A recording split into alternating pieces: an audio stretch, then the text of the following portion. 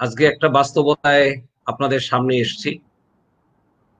এখন থেকে বোধহয় সবার সাথেই দেখা হবে এবং আপনারা সহযোগিতা চাইবেন, আমরা সহযোগিতা করব।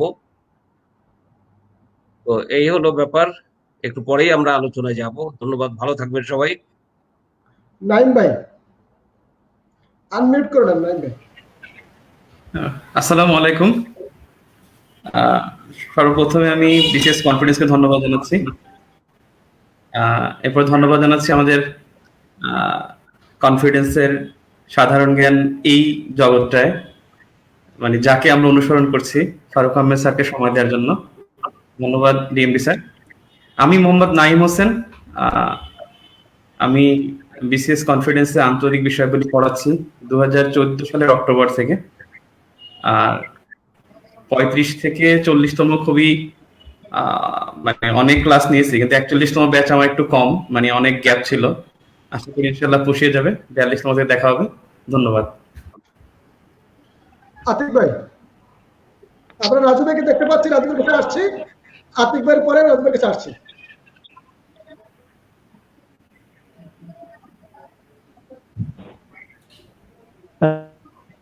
শুভ সন্ধ্যা সবাইকে। আশা করছি আপনারা সবাই আমাকে। আমরা একটু পরে আমাদের যে বিষয়ভিত্তিক আলোচনা সেটি শুরু করব। আপনাদের সবাইকে স্বাগত জানাচ্ছি। আমি এস এম আতিক, কনফিডেন্সের সঙ্গে আছি। থ্যাংক ইউ আতিক স্যারকে। আমাদের সাথে যোগ দিয়েছেন কনফিডেন্সের সম্মানিত ব্যবস্থাপনা পরিচালক জনাব বেলাল আহমেদ রাজু। আমি আমাদের রাজু স্যারকে অনুরোধ করব আজকের অনুষ্ঠানের শুভ সূচনা ঘোষণা করার জন্য। হ্যালো, আসসালামু আলাইকুম। আশা করছি সবাই আমাকে শুনতে পাচ্ছেন। আমি বেলাল আহমেদ রাজু, কনফিডেন্সের ব্যবস্থাপনা পরিচালক। আমি 41তম এবং 42তম সকল প্রার্থীকে আমাদের এই পেজে স্বাগত জানাচ্ছি। এই সেবাটা আমরা চালু করেছি মূলত আমাদের এক্সিস্টিং 41তম ব্যাচের যারা স্টুডেন্ট আছেন, যারা শিক্ষার্থী আছেন, তাদেরকে আমাদের কমিটমেন্ট অনুযায়ী আমাদের সেবাটা প্রোভাইড করার জন্যই। তো আমি আপাতত ঢাকার বাইরে থাকার কারণে নিয়মিত অ্যাটেন্ড করতে পারছি না। আমার পরিবর্তে এটা আমার ছোট ভাই মোহাম্মদ জসিমউদ্দিন, আমাদের কোম্পানির উপব্যবস্থাপনা পরিচালক, উনি এটা সঞ্চালনা করবেন রেগুলারলি, এবং এটা আমাদের কন্টিনিউ প্রসেস। আমরা পরবর্তী সময়ে আমাদের ক্লাসরুমে সার্ভিস বা সেবা দেওয়ার আগ পর্যন্ত যতদিন আমরা সম্ভব হবে, আমরা এইভাবে অনলাইনের মাধ্যমে আমরা আমাদের সেবাটা কন্টিনিউ করে যাব ইনশাল্লাহ। তো আজকে আমাদের সাথে যোগ দিয়েছেন আমাদের সম্মানিত কনফিডেন্সের একাডেমিক অ্যাডভাইজার, আমার গুরু, আমার বাবা সমতুল্য, আমাদের শ্রদ্ধেয় ফারুক আহমেদ স্যার, যিনি কনফিডেন্সের এবং আমার দৃষ্টিতে বাংলাদেশ এবং আন্তর্জাতিক বিষয়াবলীর একজন স্বনামধন্য শিক্ষক। সাথে আছেন আমাদের সম্মানিত শিক্ষক মোহাম্মদ নাইম স্যার এবং আতিক স্যার। তো আশা করছি আন্তর্জাতিক বিষয়ের আমার সাথে আজকে মাহানুর স্যারও যোগ দেওয়ার কথা, হয়তো কিছুক্ষণ পরে ওনাকে আমরা দেখতে পাবো। তো আমরা আজকে আন্তর্জাতিক বিষয় নিয়ে ফারুক আহমেদ স্যারের কাছ থেকে আমাদের প্রার্থীরা যারা সারা দেশে ফারুক আহমেদ স্যারের সেবাটা পাচ্ছেন না, তারা আজকে ফারুক আহমেদ স্যারের কাছ থেকে একটা গুরুত্বপূর্ণ গাইডলাইন পাবে আশা করছি আন্তর্জাতিক বিষয়ের উপর, এবং বাংলাদেশ বিষয়ের উপরও ফারুক আহমেদ স্যার কথা বলবেন। স্যার আসলে দুইটা সাবজেক্টের বিশেষভাবে স্পেশালিস্ট, এবং আমার জানা মতে স্যার 13তম বিসিএস থেকে এই বা কি বলে তৎকালীন স্যারের একটা প্রতিষ্ঠান ছিল এভারগ্রিন।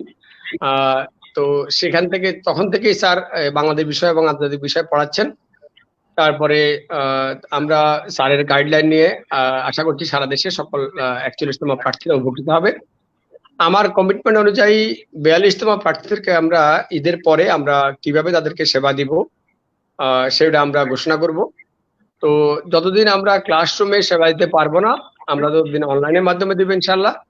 আর আপাতত আমাদের সাজেশনমূলক ক্লাস 57টা ক্লাসে আমরা টোটাল 41তম কোর্সটাকে রিভিউ করব। এরপরে আমরা কিছু পরীক্ষা নেওয়ার চেষ্টা করব। আশা করছি প্রার্থীরা আমাদের উপর যেরকম আগে আস্থা রেখেছেন ভবিষ্যতে আস্থা রাখবেন এবং আমাদের এই কোর্সের মাধ্যমে 41তম কনফিডেন্সের প্রার্থী সহ সারা দেশের সকল বিসিএস প্রার্থী উপকৃত হবে। আমি সবসময় বলি কনফিডেন্স একটা ব্যবসা প্রতিষ্ঠান, কিন্তু আমরা সেবার বিনিময়ে ব্যবসা করি। তো আমরা আমাদের এই কার্যক্রমের মাধ্যমে আমাদের সেবার মানসিকতা আমরা ছেলে মেয়েদেরকে দেখাতে চাই এবং আমাদের টার্গেট হচ্ছে আমাদের এই সেবা নিয়ে যদি একজন প্রার্থী 2টা নাম্বারও বেশি পায়, একজন প্রার্থী লিখিত পরীক্ষায় 5টা নাম্বার বেশি পায়, তাহলে আমরা উপকৃত হব। নট অনলি বিসিএস, আপনারা সবাই জানেন যে বর্তমানে বিসিএস এর মাধ্যমে নন ক্যাডার এবং সেকেন্ড ক্লাস জবও নিয়োগ দেওয়া হচ্ছে। আর করোনা পরবর্তী সময়ে যে হারে প্রাইভেট জবের বা কোম্পানি জবের বা কি বলে নন গভর্নমেন্ট জবগুলোর চাহিদা অনেক কমবে এবং সেক্ষেত্রে গভর্নমেন্ট জবগুলোর চাহিদা অনেক বেশি বাড়বে, এটা আমার বিশ্বাস। তো করোনা পরবর্তী বিসিএস গুলাতে গভর্নমেন্ট জবের হিউজ একটা কম্পিটিশন হবে এবং সেখানে স্বাভাবিকভাবেই যারা এগিয়ে থাকবে তারা ভালো করবে। তো বিসিএস এর বর্তমান সবচেয়ে বড় সুবিধা হচ্ছে বিসিএস এর মাধ্যমে অন্যান্য চাকরিও পাওয়া যায় এবং কনফিডেন্স সিস্টেমে কেউ বিসিএস এর প্রস্তুতি নিলে আমি দাবি করি সবসময় যে তার ব্যাংকের অথবা অন্যান্য পরীক্ষাতেও তার ভালো কাজে আসবে। তো আমি যেহেতু কোনো বিষয়ভিত্তিক শিক্ষক নই, আমি সেই জন্য আমাদের আজকের আলোচনায় ফিরে যাই। আমি কি বলে আমার ছোট ভাই আমাদের কনফারেন্সের উপব্যবস্থাপনা পরিচালক মোহাম্মদ জসিমউদ্দিনকে আজকের অনুষ্ঠান সঞ্চালনা করার জন্য অনুরোধ করছি। সবাই ভালো থাকবেন, সুস্থ থাকবেন, করোনা থেকে সেফ থাকবেন। Thank you. ধন্যবাদ জনাব বেলাল আহমেদ রাজু, ব্যবস্থাপনা পরিচালক বিসিএস কনফিডেন্স। সম্মানিত সুধী এবং সম্মানিত আমাদের বিসিএস প্রার্থীগণ, আপনারা আমাদের বিভিন্ন শাখায় অনেকে ক্লাস করছেন, একটু কমেন্ট করে জানাবেন কে কোথা থেকে আমাদেরকে শুনছেন এবং কে কোথা থেকে কোন ব্রাঞ্চের স্টুডেন্ট, একটু দয়া করে কমেন্ট করে জানাবেন। এবং আপনাদের বিসিএস আন্তর্জাতিক বিষয়গুলির প্রিলিও লিখিত প্রস্তুতির জন্য যদি কারো কোনো প্রশ্ন থেকে থাকে, কোনো ধরনের কোশ্চেন থাকে, তাহলে দয়া করে অবশ্যই কমেন্ট করে জানাবেন, অবশ্যই আমরা আপনাদের প্রশ্নের উত্তর দিব। তবে একটা কথা, অনেক সময় সিঙ্গেল প্রশ্ন করলে এড়িয়ে যায়, এই জন্য বারবার প্রশ্ন করতে থাকুন, অবশ্যই আমরা চোখে পড়লে উত্তর করার চেষ্টা করব। প্রিয় সুধী, আজকে আমরা যে জিনিসগুলো নিয়ে বা যে টপিকসগুলো নিয়ে কথা বলবো সেটা হচ্ছে, বা যে সাবজেক্টটি সেটা হচ্ছে আন্তর্জাতিক বিষয়গুলির প্রিলি এবং লিখিত প্রস্তুতি। এই বিষয়টি অত্যন্ত ডাইনামিক এবং প্রতিনিয়ত তথ্য উপাত্ত ডেটা পরিবর্তনশীল, যার কারণে প্রার্থীরা এই সাবজেক্টটিকে আত্মস্থ করতে কষ্ট হয়। এবং এখানে আমাদের বিসিএস এর সিলেবাসে প্রিলিমিনারি পরীক্ষার জন্য যে 5টি টপিকস দিয়ে দেওয়া আছে, সেই টপিকস গুলো বুঝেও ছেলেমেয়েদের এর ভিতরে কি ইনগ্রেডিয়েন্ট গুলো আছে বা এর কি সাব টপিকস গুলো পড়তে হবে, সেটা আমাদের প্রার্থীদের অনেক সময় বুঝতে কষ্ট হয়। যেমন আমি যদি একটু বলি, আমাদের বিসিএস সিলেবাসে আমাদের টপিকস গুলো আছে বৈশ্বিক ইতিহাস, আঞ্চলিক ও আন্তর্জাতিক ব্যবস্থা, ভূরাজনীতি। এটা আমাদের অনেক প্রার্থীরই বুঝতে কষ্ট হয়। আমাদের টপিকস অন্তর্ভুক্ত হচ্ছে আন্তর্জাতিক নিরাপত্তা ও আন্তঃরাষ্ট্রীয় ক্ষমতা সম্পর্ক, আন্তর্জাতিক পরিবেশগত ইস্যু ও কূটনীতি, আন্তর্জাতিক সংগঠন সমূহ এবং বৈশ্বিক অর্থনৈতিক প্রতিষ্ঠানাদি এবং সাম্প্রতিক তথ্যসমূহ। এই যে 5টি টপিকস থেকে প্রশ্ন আসে, এটা আমাদের ছেলে মেয়েদের কাছে অনেকের কাছে বোধগম্য নয়, এখান থেকে আমরা কি কি পড়ব। একই সাথে লিখিত পরীক্ষার জন্য বিসিএস এর লিখিত পরীক্ষাতে 2টি পার্ট থাকে। একটি পার্ট হচ্ছে কনসেপচুয়াল ইস্যু, এবং এই কনসেপচুয়াল ইস্যুতে আমাদের 7টি টপিকস থেকে প্রশ্ন এসে থাকে। আরেকটা হচ্ছে এমপিরিক্যাল ইস্যু বা প্রায়োগিক বিষয় বলি। এমপিরিক্যাল ইস্যুতে হচ্ছে আমাদের 7টি টপিকস থেকে প্রশ্ন এসে থাকে। এবং আরেকটি টপিকস হচ্ছে প্রবলেম সলভিং, অর্থাৎ কন্টেম্পোরারি বিভিন্ন গুরুত্বপূর্ণ ইস্যু থেকে একটা প্রবলেম থাকে, সেটা হচ্ছে আমাদের একটা পলিসি ব্রিফ অথবা একটা প্রবলেমটাকে কিভাবে সমাধান করা যায়, এই ধরনের প্রশ্ন এসে থাকে। তো আজকে আমরা প্রিলি এবং লিখিত পরীক্ষা নিয়ে আলোচনা করব। আমি একটু আপনাদেরকে বলতে চাই, আমার বিশ্বাস যে আজকের পরীক্ষার পরে, আজকের এই প্রোগ্রামের পরে আপনাদের প্রিলি এবং লিখিত আন্তর্জাতিক বিষয়গুলো নিয়ে যে কনফিউশন গুলো আছে, এই কনফিউশন গুলোর মেজরিটি বা আমি দাবি করতে পারি আপনারা আমাদের সাথে থাকলে প্রায় শতভাগে আপনাদের ক্লিয়ার হয়ে যাবে এবং আপনারা বুঝতে পারবেন যে আপনারা কোন বইগুলো পড়বেন, ভাষা কিভাবে পড়া উচিত বা কোন টপিকস গুলোতে আপনাদের গুরুত্ব দেওয়া উচিত। আমি প্রথমেই বিসিএস প্রিলিমিনারিতে আসতে যাচ্ছি।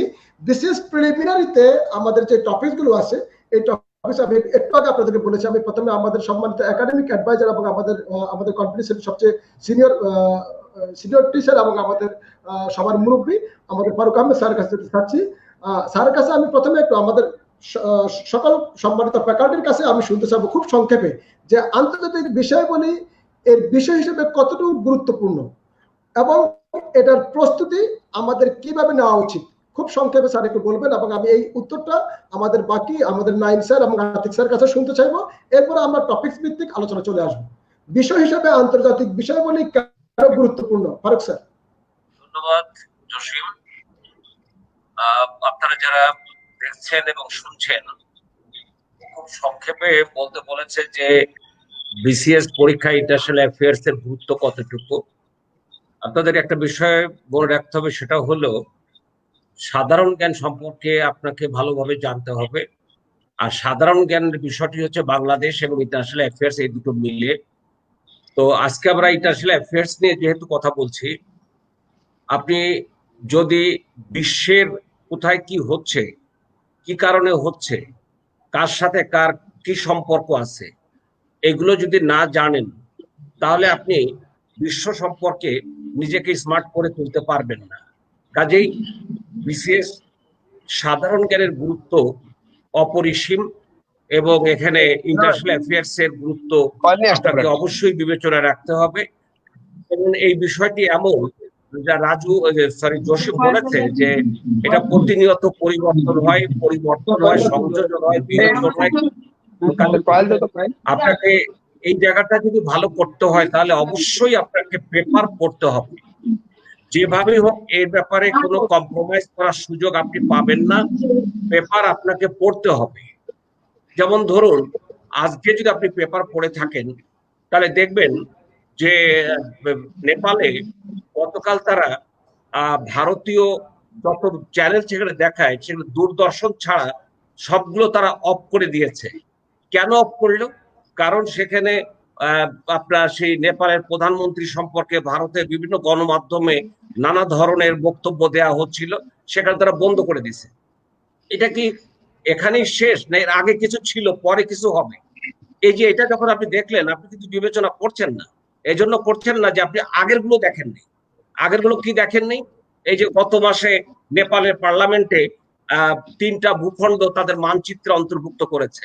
চীনের সাথে ভারতের একটা কনফ্লিক্ট হয়েছে, এর সাথে চীনের একটা সম্পর্ক গড়ে উঠেছে যে চীন নেপালের সাথে সম্পর্ক এমন করেছে যে ভারতকে যাতে কন্ডেম করা যায় সেজন্য সে নেপালকে ব্যবহার করতে চাইবে। এইভাবে যদি আপনি প্রত্যেকটা দেখেন তাহলে আপনার ভিতরে একটা অ্যানালিটিক্যাল অ্যাবিলিটি ডেভেলপ করবে। আর বিশেষ পরীক্ষায় অবশ্যই আপনাকে ক্রিয়েট করতে হবে। যারা ক্রিয়েটিভ তারা বিশেষে ভালো করেন, যারা ক্রিয়েটিভ নন তারা বিশেষ। আপনাদের এই ক্রিয়েটিভ হওয়ার জন্য যে প্রসেস গুলো প্রয়োজন, যে প্রেজেন্টেশন প্রয়োজন, আমরা সেই প্রেজেন্টেশন গুলো দিব এবং আপনাদের সাথে সেগুলো নিয়ে কথা বলবো। আমি আজকে আমার আলোচনা শেষে আপনাদেরকে আমি আমার মোবাইল নাম্বার দিব, আপনারা আমার সাথে যে কোনো সময় কথা বলার সুযোগ পাবেন। এখন তো সময় আছে, আপনারা কথা বলতে পারবেন। তো যাক, এই হলো আমি মনে করি যে আপনাদের এই গুরুত্বটা এইভাবে বিবেচনা করতে হবে এবং আপনাকেই বিশেষ পরীক্ষা দিতে হবে, আপনাকেই পাস করতে হবে, আপনাকেই চাকরি পেতে হবে। সেহেতু আপনাকে অবশ্যই ইন্টারন্যাশনাল অ্যাফেয়ার্স এর জন্য কি বই পড়বেন না সেটা আমি এখন বলছি না। আপনারা বেসিক কিছু বই পড়ুন আর পেপার ডেলি পড়ুন, ডেলি পেপার পড়ুন।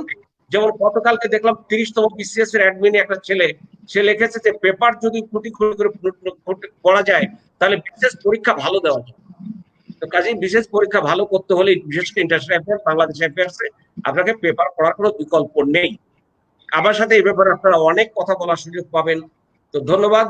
2 মিনিটের মধ্যে বলেছে অল্প সংক্ষেপে, এবার অন্য টিচাররা কথা বলবেন। জি, ধন্যবাদ ফারুক আহমেদ স্যার। আমি একটু নাইমের কাছে যাব, নাইমের কাছে একটু জানতে চাবো আন্তর্জাতিকে ভালো করতে হলে আমাদের কোন কোন বিষয়গুলো গুরুত্ব দিয়ে দেখা উচিত বা কোন কোন টপিকগুলো গুরুত্বপূর্ণ। নাইম স্যার। একটু পরে আচ্ছা, আজান দিচ্ছে, আমরা একটু তাহলে একটু বিরতি নিই।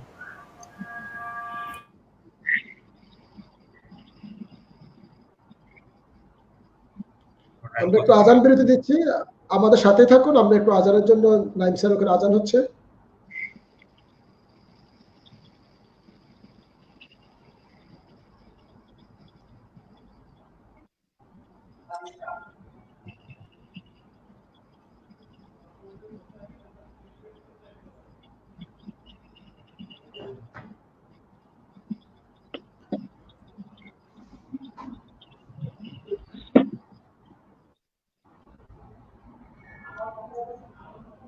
ডাকো তো। প্রার্থীগণ, আপনারা কিন্তু File কমেন্ট একটা করছেন না।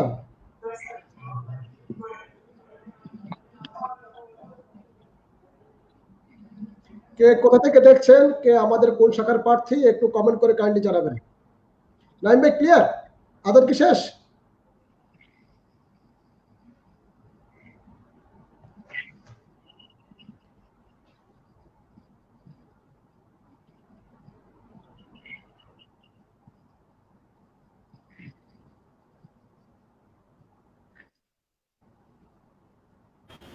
স্যার আতিক ভাই বলুক, আমি পরে বলি, আজান শেষ হয় না। আচ্ছা, এটা ভালো কথা। আতিক ভাই আনমিউট করবেন কাইন্ডলি। যেহেতু নাইম স্যার ওখানে আজান হচ্ছে, আমরা একটু আতিক স্যারের কাছে চলে যাচ্ছি যে আন্তর্জাতিক বিষয়গুলি ভালো করতে হলে আমাদের কি করণীয়, আতিক স্যার? আচ্ছা, প্রিয় শিক্ষার্থী বন্ধুরা, আর একবার স্বাগত জানাচ্ছি আপনাদেরকে। ধন্যবাদ আপনাদেরকে, আপনারা যারা যুক্ত হয়েছেন আমাদের কথা শোনার জন্য। আমি প্রথমে বলে নেই যে ইন্টারন্যাশনাল অ্যাফেয়ার্স নিয়ে ভয় পাওয়ার কোনো কিছু নেই। এটি ভয় মতো কোনো সাবজেক্ট নয়। আমি সারা দেশে বিভিন্ন ব্রাঞ্চে ক্লাসটিতে গিয়ে দেখেছি যে শিক্ষার্থীরা ব্যাপকভাবে অডিট থাকেন এই সাবজেক্টটি নিয়ে। অনেকে মনে করেন যে স্যার কত জানে, ফারুক স্যার কত জানেন, নাইম স্যার কত জানেন, আমি তো এত কিছু জানি না। দেখুন, স্যার যতখানি জানে ততখানি জানার আপনার প্রয়োজন নেই। আপনি এত কিছু না জেনেও আপনি প্রিলি কোয়ালিফাই করতে পারবেন, রিটেন কোয়ালিফাই করতে পারবেন, ভাইভা কোয়ালিফাই করতে পারবেন। শুধু আমরা যে পরামর্শগুলো দেই সেগুলো আপনারা একটু মেনে চলবেন। যদি আপনি মনে করেন যে ইন্টারন্যাশনাল অ্যাফেয়ার্সে ভালো করবেন কিভাবে, দেখুন এই সাবজেক্টটিতে রাতারাতি ভালো করার সুযোগ নেই। এখন যারা এখানে আমাকে শুনছেন 41তম পরীক্ষা দিবেন, আপনারা আর বেশি ডিটেল করতে যাবেন না, অনেক বেশি কিছু ভাবার দরকার নেই। আমরা একটু পরে আলোচনা করব যে কোন কোন টপিক বেশি গুরুত্ব দিয়ে পড়বেন, সেটা আমি এখন বলছি না। যারা ফার্স্ট ইয়ার সেকেন্ড ইয়ারে পড়েন এরকম শিক্ষার্থীরা শুনছেন আমাকে, তাদেরকে আমি একটু অনুরোধ করব যে আপনারা এখন থেকে প্রস্তুতি নিন। আসলে ইন্টারন্যাশনাল অ্যাফেয়ার্সে যদি অনেক ভালো করতে চান তাহলে আপনাদেরকে প্রচুর বই পুস্তক পড়াশোনা করতে হবে, এবং সেই বই পুস্তকগুলো আপনারা কিন্তু যখন পরীক্ষা দিবেন ওই বছর পরে শেষ করতে পারবেন না। ফলে এগুলো আগে থেকে শুরু করা উচিত। আপনার ইতিহাসের অনেক বই আছে, এগুলো অবসর টাইমে পড়ুন। হিস্ট্রি নিয়ে বিভিন্ন ফিল্ম আছে, ফিল্মগুলো দেখুন। এই যে ধরুন যে আপনার চীন এবং যে ভারতের যে কনফ্লিক্ট, এই কনফ্লিক্ট নিয়ে তো অনেকগুলো সিনেমা হয়েছে। আপনারা তো সিনেমা দেখেন, তাহলে এই সিনেমাগুলো দেখুন। হাকিকত দেখুন, আপনার টিউবলাইট নিশ্চয়ই দেখেছেন, সেটি দেখুন। হ্যাঁ, তো এই সিনেমাগুলো দেখতে থাকুন। বিভিন্ন টপিক ভিত্তিক বহু ফিল্ম আছে বিশ্বে, এগুলো দেখতে থাকুন, ধীরে ধীরে প্রিপারেশন নিন। আর যারা একদম শেষ দিকে চলে এসেছেন, আমি অনুরোধ করবো তাদেরকে যে আপনারা আর এগুলোতে যাবেন না। আপনারা ইন্টারন্যাশনাল অ্যাফেয়ার্সে 12-14 নম্বর টার্গেট নেবেন, আর 12-14 নম্বর টার্গেট করে পড়াশোনা করলে সবগুলো টপিক পড়ার দরকার নাই। আপনারা সংগঠনগুলো একটু বেশি গুরুত্ব দিয়ে পড়ুন, সঙ্গে পরিবেশগত ইস্যু, কূটনীতি। আপনারা আমাদের শিক্ষকদের যদি ক্লাস ঠিক মতো করেন এবং আমাদের কনফিডেন্সের শিট গুলো পড়েন, আর কোনো বই না পড়লেও 12-14 নম্বর পাবেন। আমার মনে হয় যে এইটা যথেষ্ট। এবং যারা এখন পরীক্ষা দিবেন 41-এ, তারা আর খবরদার বড় বড় বই পড়তে এখন যাবেন। তবে হ্যাঁ, আমাদের ফারুক স্যার যেটা বলেছেন যে পত্রিকা, এইটা কিন্তু আপনার আজীবনের সঙ্গী হবে। এইটা আপনি বিসিএস ক্যান্ডিডেট সেজন্য না, আপনি নাগরিক হিসেবে পত্রিকা পড়বেন, আপনি জানবেন দেশ সম্পর্কে, বিশ্ব সম্পর্কে। এটি বিসিএস পরীক্ষা দেন বা না দেন, এটি করতে থাকবেন। এবং যদি পত্রিকাটাকে পড়া হিসেবে নেন তাহলে চাপ অনুভূত হয় যে এটা মনে হয় একটা পড়া, মুখস্থ হচ্ছে না, হ্যান ত্যান না। আপনি জাস্ট চোখ বুলিয়ে যান, কোনো তথ্য যদি গুরুত্বপূর্ণ মনে হয় নোট ডাউন করুন, প্রয়োজনে কাটিং করে রাখুন। এই মানে এইটাকে অবসরটা পত্রিকা প্রতিদিন পড়ুন। আশা করছি যে আপনাদের ইমপ্রুভমেন্ট হবে। আমরা বিষয় ভিত্তিক, টপিক ভিত্তিক যখন আলোচনা করবো, এই ব্যাপারগুলো আর একটু বেশি পরিষ্কার করব। শুধু এটুকু বলি, ইন্টারন্যাশনাল অ্যাফেয়ার্স নিয়ে ভয় পাওয়ার কোনো কিছু নেই। যদি কেউ মনে করেন যে আমি খুবই দুর্বল ইন্টারন্যাশনাল অ্যাফেয়ার্স, আমি আপনাকে বলছি আপনি অনেক দুর্বল, তাতেও সমস্যা নেই। আপনি যদি অন্যান্য সাবজেক্ট ভালো করেন, এটা যদি মোটামুটি পড়ে যান, আপনি ক্যাডার হতে পারবেন। সুতরাং আমি বারবার করে যেখানে ফোকাস করতে চাই সেটি হচ্ছে যে ইন্টারন্যাশনাল অ্যাফেয়ার্স নিয়ে ভয় পাওয়ার কোনো কিছু নেই। এটি ভীত হওয়ার মতো কোনো সাবজেক্ট নয়। আমি শুধু একটা কথা আপনাদেরকে এখানে বলে দেই যে জাতীয় মেধায় প্রথম হয়েছিল সুশান্ত পাল। সুশান্ত পালের গণিতের নম্বর হচ্ছে 100%, মানে 50-এ 50 পেয়েছেন। তিনি মেন্টাল অ্যাবিলিটি পেয়েছেন 50-এ 46। কিন্তু আপনি কি জানেন ইন্টারন্যাশনাল অ্যাফেয়ার্সে তার নম্বর কত? 69। তিনি 70% নম্বরও কিন্তু ইন্টারন্যাশনাল অ্যাফেয়ার্সে পাননি। সেটি না পেয়েও কিন্তু তিনি জাতীয় মেধায় প্রথম। ফলে আপনি তার সাথে 10 নম্বর যদি কমও পান, তবুও আপনি আপনার প্রথম যে ক্যাডার চয়েস যেটি দিয়েছেন সেই ক্যাডারটি আপনি পাবেন। ফলে ভয় পাওয়ার, আতঙ্কিত হওয়ার ইন্টারন্যাশনাল অ্যাফেয়ার্স নিয়ে কিছু নেই। আমি এই কথাটি বারবার করে এজন্য বলছি যে শিক্ষার্থীরা এই সাবজেক্ট নিয়ে প্রচুর ভয় পায়, এত টপিক, এত কিছু, এত জিনিস। না, ভয় পাওয়ার কোনো কিছু নেই। স্লোলি পড়তে থাকুন বা স্টাডি পড়তে থাকুন। আমাদের শিক্ষক মন্ডলী যে পরামর্শ দিবে এগুলো মেনে চলুন, নিঃসন্দেহে আপনি ভালো করবেন এবং আপনি অবশ্যই ক্যাডার হবেন। তো আপাতত আমার আলোচনা এখানে শেষ করছি। আবারও কথা হবে হয়তো টপিক ভিত্তিক আলোচনায় পর্বে। ধন্যবাদ আতিক স্যারকে গুরুত্বপূর্ণ পরামর্শের জন্য। আমি এখন একটু আমাদের নাইম স্যারের কাছে যাব, যে খুব সংক্ষেপে নাইম স্যার, আন্তর্জাতিকে ভালো করতে হলে কি করণীয়? আমি খুবই দুঃখিত, আমাদের ওই আজান আর একটা মসজিদে দিচ্ছে, সমস্যা নাই, কারণ আমরা একটা জবাব দিছি। ওকে, সকলকে স্বাগত জানাচ্ছি। আন্তর্জাতিক বিষয়গুলির গুরুত্ব আসলে কতটুকু, বর্তমান যে সিলেবাস, সেই সিলেবাস অনুসারে আমি বলবো যে আসলে আন্তর্জাতিক বিষয়গুলির এই সাবজেক্টটার গুরুত্ব অনেক রয়েছে। বিশেষ করে রিটেনে, লিখিততে দেখা যায় যে 100 নম্বরের মধ্যে 40 নম্বর হলো থিওরিটিক্যাল, কনসেপচুয়াল ইস্যুস। এখানে কনসেপচুয়াল ইস্যুস একেবারে থিওরি, যেটা খুব কঠিন না, যদি কেউ আর্টস ফ্যাকাল্টির হয় একবার দুইবার পড়লে হয়ে যাবে। আর যদি কারো সায়েন্স ব্যাকগ্রাউন্ড বা অন্য ব্যাকগ্রাউন্ড হয়, তার খুব ভালো করে ক্লাস করলে অথবা কোনো রেফারেন্স বুক ভালো করে পড়লে, উদাহরণ সহ পড়লে এটা কভার দেওয়া সম্ভব হবে। আর একটা বিষয় হলো যে বর্তমান যে সিলেবাসে, বিশেষ করে 35 পরবর্তী সিলেবাসে প্রত্যেকটা সাবজেক্টের গুরুত্ব আসলে বেড়ে গেছে। আতিক ভাই বলছেন, আর কথাটা অনেক সাহস দেওয়ার জন্যই বলছেন সবাইকে, যে ভয় পাওয়ার কিছু নেই। আসলেই ভয় পাওয়ার কিছু নেই, জাস্ট একটু টাচে থাকলেই এনাফ। এটা যে খুব বেশি পড়তে হবে, অনেক হাজার হাজার পৃষ্ঠা পড়তে হবে, অনেকগুলো বই পড়তে হবে, অনেক তথ্য মনে রাখবো কিভাবে, আপনি কখনো 100 পাওয়ার চিন্তা করবেন না। 100% মার্কস পাওয়ার চিন্তা করলে আপনি এখানে পাগল হয়ে যাবেন। এটা আসলে কখনোই সম্ভব না। তাহলে আপনাকে হয়তো বিসিএস শুধু ইন্টারন্যাশনাল অ্যাফেয়ার্স দিতে হবে, নয়তো পাগল হয়ে যেতে হবে, এছাড়া সম্ভব না। আপনাকে 100% চিন্তা করা যাবে না। আর প্রিলিতে আপনার যে কেউ যেভাবে পাস করতে পারে, তবে এখন খুব যদি বলি যে আমরা টাইম বেশি নাই, যদি নভেম্বরে পরীক্ষা নেয়, আশা করছি যে ডিসেম্বর দিকে পরীক্ষা হবে, তো অনেকের মধ্যে একটা হাই হতাশ আছে যে কি করা যায়। তো আমি ইন্টারন্যাশনাল অ্যাফেয়ার্সে আমি আপনাদেরকে বলবো, সেটা হলো যদি আপনি 60 to 70% মার্কস ক্যারি করতে চান প্রিলিতে, আউট অফ 20-তে 12 to 14 পেতে চান, তাহলে আমি ফার্স্ট গুরুত্ব দিব আপনাকে রিসেন্ট ইস্যুসে গুরুত্ব দিতে হবে। রিসেন্ট ইস্যু থেকে আমি যদি গত 3টা বিসিএস এর প্রশ্ন একটু বলি, স্যার আমি একটু 2 মিনিট সময় একটু বেশি নেই। 38তম বিসিএস এর রিসেন্ট থেকে প্রশ্ন আসছে 11টা। আমি প্রশ্নগুলো বলতেছি। মিউনিক নিরাপত্তা সম্মেলন গত বছর ফেব্রুয়ারি মাসে হয়েছিল, মে মাসে পরীক্ষা, সেখান থেকে আসে। বালাকোট হামলা, যে কোথায় কাশ্মীরে কোথায় হামলা হয়, বালাকোট হামলা 2 নম্বর। 3 নম্বরে G20 2022 সালে সম্মেলন কোথায় হবে। 4 নম্বরে আসছিল হাম্বানতোতা বন্দর, শ্রীলঙ্কার হাম্বানতোতা বন্দর, যেটা 99 বছর ইজারা নেয়। গুয়ান্তানামো বে, যেটা নিয়ে গত বছর কিউবা এবং ইউএস এর মধ্যে গত 15 সাল থেকে আলোচনা চলতেছে। এইচডিজি আসছে। এইচডিজি একেবারে কমন সাম্প্রতিক। আপনাদের 4-5টা টপিক একটু আমি বলি, আপনারা একটু মনে রাখবেন। একটা হলো এইচডিজি, এটা যে কোনো সময় আসতে পারে। কাশ্মীর ইস্যু যে কোনো সময় আসতে পারে।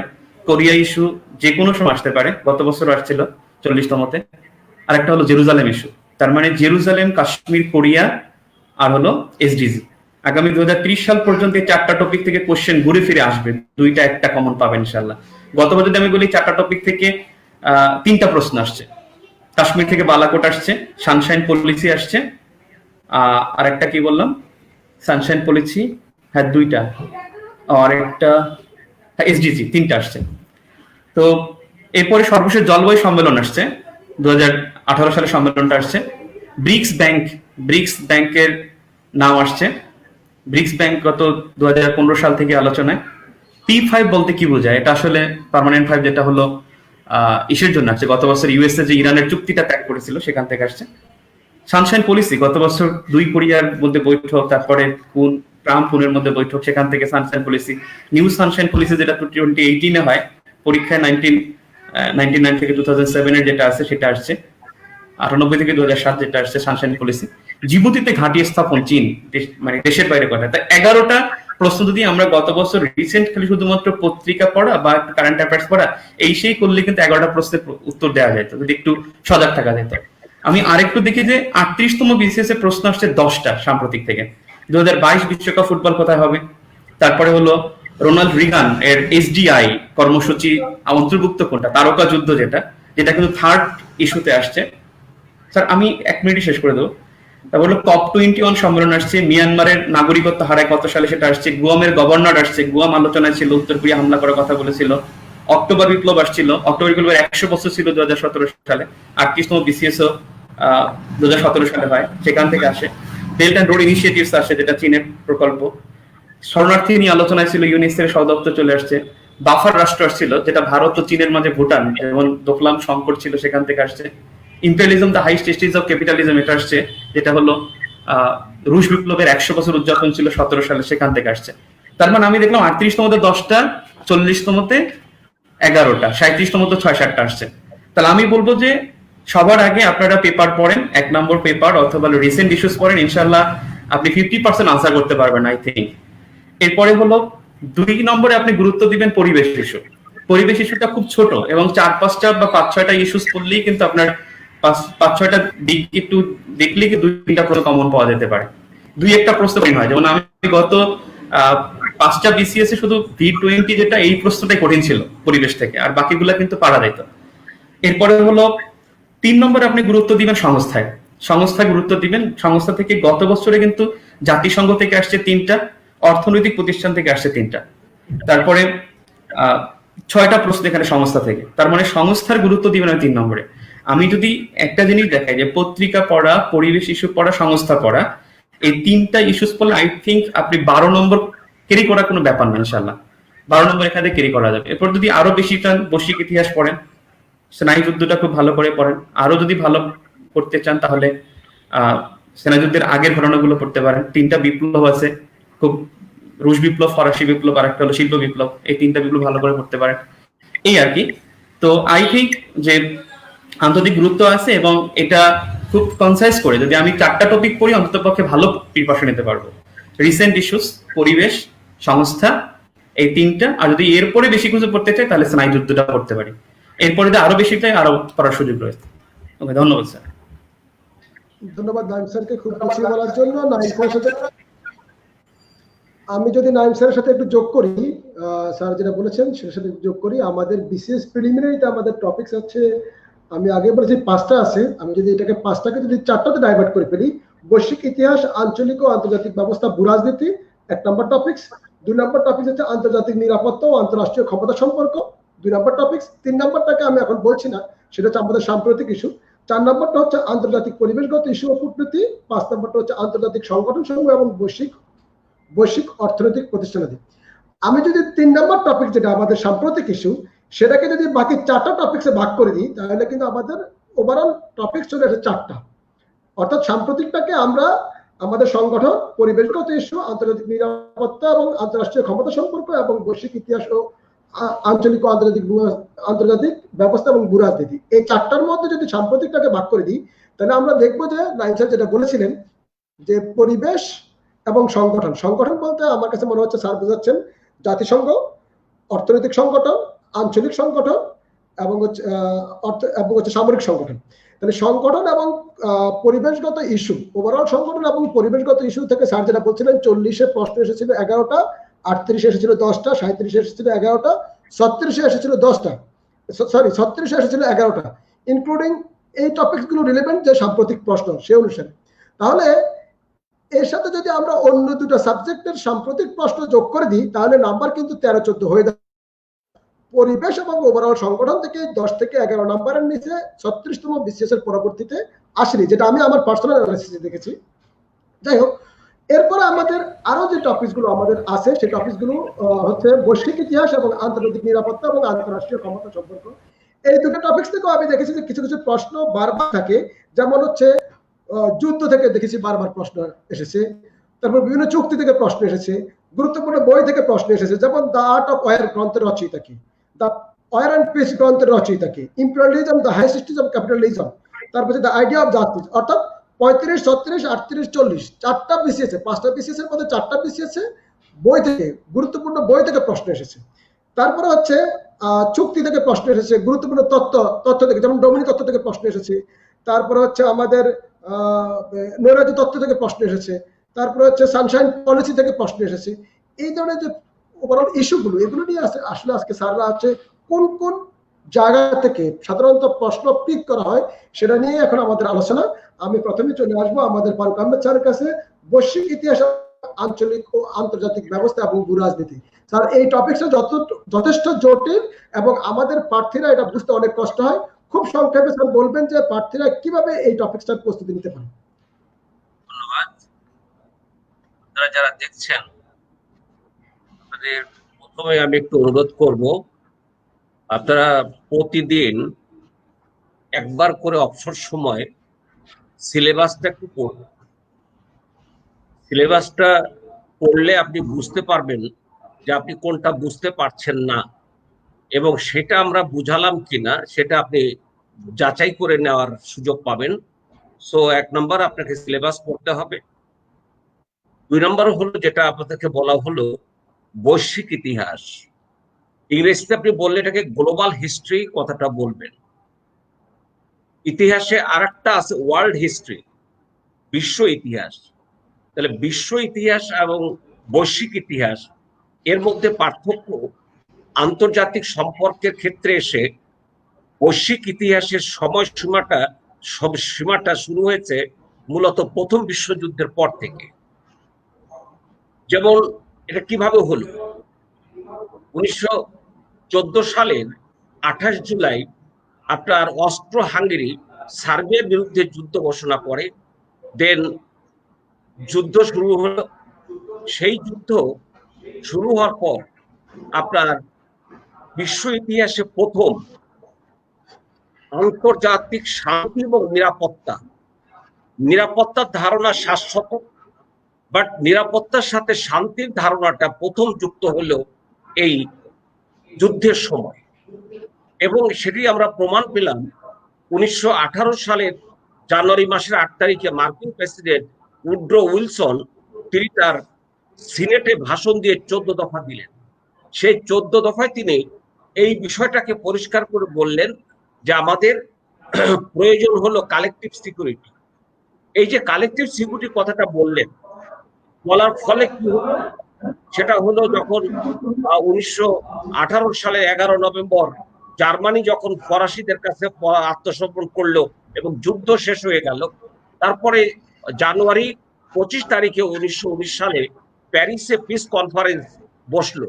এই পিস কনফারেন্সে ওই উড্রো উইলসনের কালেকটিভ সিকিউরিটির ভিত্তিতে, কনসেপশনের ভিত্তিতে আপনার গড়ে ওঠা হলো লিগ অফ নেশনস। এই লিগ অফ নেশনস গড়ে তোলার মধ্য দিয়েই পুরো প্রকৃত অর্থে বৈশ্বিক ইতিহাসটা শুরু হলো। তাহলে বৈশ্বিক ইতিহাস শুরু হয় হলো প্রথম বিশ্বযুদ্ধের মধ্য দিয়ে, এবং 1919 সাল থেকে আপনি ধরে নেবেন এই বৈশ্বিক ইতিহাসটা শুরু হলো। এখন আসেন, আপনি খুব সহজে বলেন যে ঘটনার সাথে বিশ্বের জাতিগুলো বেশিরভাগ অথবা সারা বিশ্ব সম্পর্ক যুক্ত থাকে, সেটাই বৈশ্বিক ইতিহাস। আর বিচ্ছিন্ন যত আছে সেগুলো সব বিশ্ব ইতিহাস। আবার সবই বিশ্ব ইতিহাসের অংশ, কিন্তু সব বৈশ্বিক ইতিহাসের অংশ না।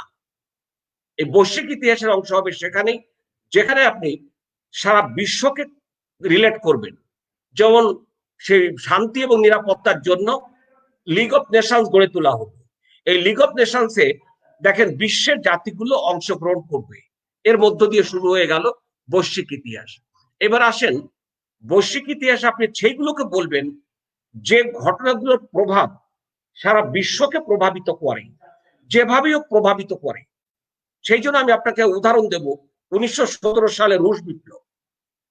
1917 সালের অক্টোবর মাসে 25 তারিখে যে রুশ বিপ্লব হয়েছিল, ভ্লাদিমির ইলিচ উলিয়নভ লেনিনের নেতৃত্বে কার্ল মার্কসের দর্শনের ভিত্তিতে যে বিপ্লবটা হয়েছিল, সেই বিপ্লবটা যদি না হতো তাহলে কিন্তু পরবর্তী সময়ে পুঁজিবাদের সাথে সমাজতন্ত্রের যে দ্বান্দ্বিক সম্পর্ক, এই দ্বান্দ্বিক সম্পর্কটা গড়ে উঠতো না।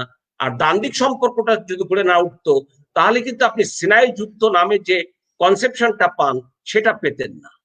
তাহলে যে দাঁড়ালো, সিনাই যুদ্ধ যদি না হতো তাহলে মার্কিন যুক্তরাষ্ট্রের নেতৃত্বে পুঁজিবাদ, সোভিয়েত ইউনিয়নের নেতৃত্বে সমাজতন্ত্র, এই দুই পক্ষের ব্যাপক দ্বন্দ্ব দেখতেন না।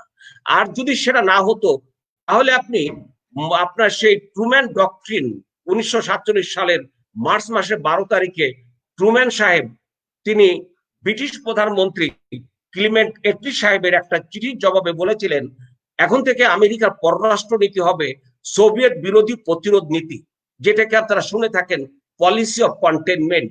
তাহলে রুশ বিপ্লব যদি না হতো তাহলে তো এই পলিসি অফ কন্টেনমেন্ট অথবা ট্রুম্যান ডক্ট্রিন আসতো না। আবার ট্রুম্যান ডক্ট্রিন যদি না আসতো তাহলে 1947 সালের জুন মাসের 5 তারিখে মার্কিন পররাষ্ট্রমন্ত্রী জর্জ মার্শাল সাহেব হার্ভার্ড বিশ্ববিদ্যালয়ে ভাষণ দিয়ে উনি বললেন, যেখানে দারিদ্রতা এবং হতাশা সেখানে সমাজতন্ত্র ডালপালা ছড়ায়। সো আমরা নতুন একটা অর্থনৈতিক ব্যবস্থা গড়ে তুলবো, যেটাকে বলা হলো মার্শাল প্ল্যান। এই মার্শাল প্ল্যান হলো, তারপরেও কিন্তু তারা সমাজতন্ত্রকে ঠেকাতে পারছে না। তখন তারা চলে আসলো সমাজতন্ত্রকে ঠেকাতে হলে আরো কার্যকর কি ব্যবস্থা নেওয়া যায়। 1949 সালে 4 এপ্রিল ওয়াশিংটনে আপনার গড়ে তোলা হলো ন্যাটো সামরিক জোট। এভাবে করা হলো। অ্যাট দ্য সেম টাইম সোভিয়েতের পক্ষ থেকেও এভাবে কমিনর ফর্ম গড়ে তোলা হলো। 1955 সালে ওয়ারশো গড়ে তোলা হলো। এই যে দেখেন, এই যে বিভিন্ন ভাবে দ্বন্দ্বটা শুরু হলো, এটাই হচ্ছে সিনাই যুদ্ধ। আর এই দ্বন্দ্বের মধ্য দিয়ে 1991 সালে সোভিয়েত ইউনিয়নের অবসানের মধ্য দিয়ে আনুষ্ঠানিকভাবে দ্বন্দ্বের অবসান হলো। আজকে চিন্তা করেন, আপনার কিন্তু বলা হয় যে বিশ্বায়ন কাকে বলে, তাহলে আপনি বলবেন সিনাই যুদ্ধ অবসান উত্তর বিশ্বে পুঁজিবাদের আধুনিক সংস্করণ, মুক্তবাজার অর্থনীতির কার্যকর করার যে ব্যবস্থাপনা, সেটাই বিশ্বায়ন। তাহলে যদি রুশ বিপ্লব না হতো তাহলে সিনাই যুদ্ধ হতো না। সিনাই যুদ্ধ না হলে সিনাই যুদ্ধের অবসান হতো না। সিনাই যুদ্ধের অবসান না হলে আজকে বিশ্বায়ন শুরু হতো না। তাহলে এই যে এত প্রভাব রাখলো, সেটা গ্লোবাল হিস্ট্রি বিষয়। এবং এই যে কথা বলতে বলতে আমি বলে ফেললাম, সিনাই যুদ্ধ এটা বৈশ্বিক ইতিহাসের অংশ হয়ে গেছে। জাতিসংঘ বৈশ্বিক ইতিহাসের অংশ হয়েছে। আপনারা গতকাল আতিকের ক্লাস করেছেন, লিগ অফ নেশনস বিষয় জাতিসংঘের ক্লাস করেছেন। সেখানে কিন্তু আপনার সিলেবাসে কোথায় জাতিসংঘ বলা নাই, সিলেবাসে লিগ অফ নেশনস বলা নাই।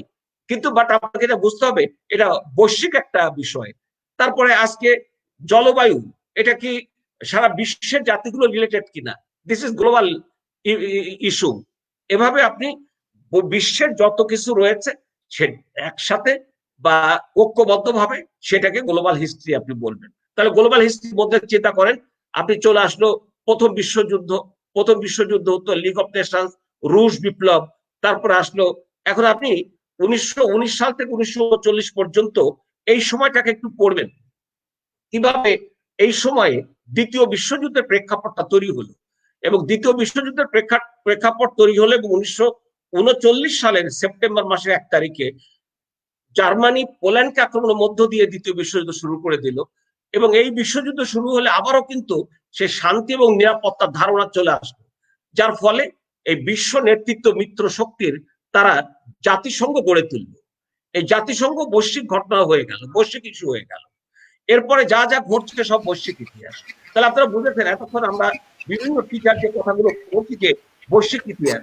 আবার 1919 সালে যখন লিগ অফ নেশনস গঠন করা হয়, তখন বলা হলো এটা ইন্টারন্যাশনাল সিস্টেম। এবং বিশ্ব ইতিহাসের প্রথম বিশ্ব ব্যবস্থা হলো এই লিগ অফ নেশনস, এবং দ্বিতীয় বিশ্ব ব্যবস্থা হলো জাতিসংঘ। তাহলে লিগ অফ নেশনস আপনাকে পড়তে হচ্ছে বৈশ্বিক ইতিহাসের অংশ হিসাবে, জাতিসংঘ পড়তে হচ্ছে বৈশ্বিক ইতিহাসের অংশ হিসাবে। এগুলো সব বৈশ্বিক ইতিহাসের মধ্যে আছে। সিনাই যুদ্ধ কিন্তু আপনার সিলেবাসে কোথায় লেখা নেই, বাট আমরা সিনাই যুদ্ধটা বের করলাম কোথা থেকে, বৈশ্বিক ইতিহাস থেকে। বিশ্বায়নের কথা কিন্তু সিলেবাসে কোথাও বলা নেই, আমরা বের করলাম কোথা থেকে, গ্লোবাল হিস্ট্রি থেকে। কাজে এভাবে যদি আপনি বের করে করতে পারেন তাহলে বোধহয় ভালো হবে। তাহলে ওখানে তারপর বলা আছে আঞ্চলিক এবং আন্তর্জাতিক ব্যবস্থা, এগুলো কিন্তু বৈশ্বিক ইতিহাসের মধ্যে চলে গেছে। কাজে আপনার ওটা আলাদা করে আলোচনা করে এখন আমরা সময় নেবো না, কিন্তু ওটা চলে গেছে। এরপর আসলো ভূ রাজনীতি। ভূ রাজনীতির বিষয়টা আপনি বিবেচনা করেন, এটা